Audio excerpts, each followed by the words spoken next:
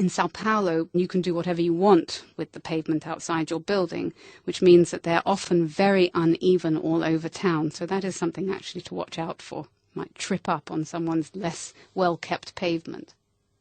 When you arrive at your hotel, you will be met with the usual help from porters, and it's usual to give a tip of about 5 reais, $2.50, thereabouts.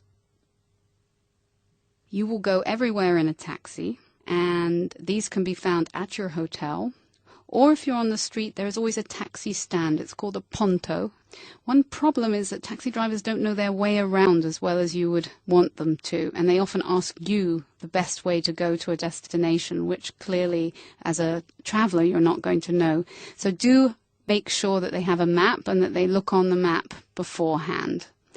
The meters are safe. They will not try and overcharge you, and you don't have to leave a tip for a taxi driver. You might just round up to the next real. If you have meetings around town in São Paulo, you have to try and gauge the traffic situation. Traffic is probably the biggest bane of anybody's existence in São Paulo, getting to and from places on time. You could get stopped for 10 minutes on a journey or 45 the next time you take the very same journey.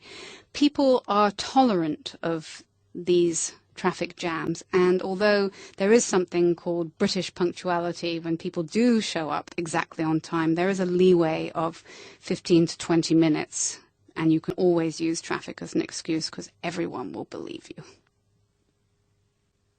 Brazilians are probably better in the short term than in the long term in complicated meetings or deals. They prefer to have shorter deadlines than longer.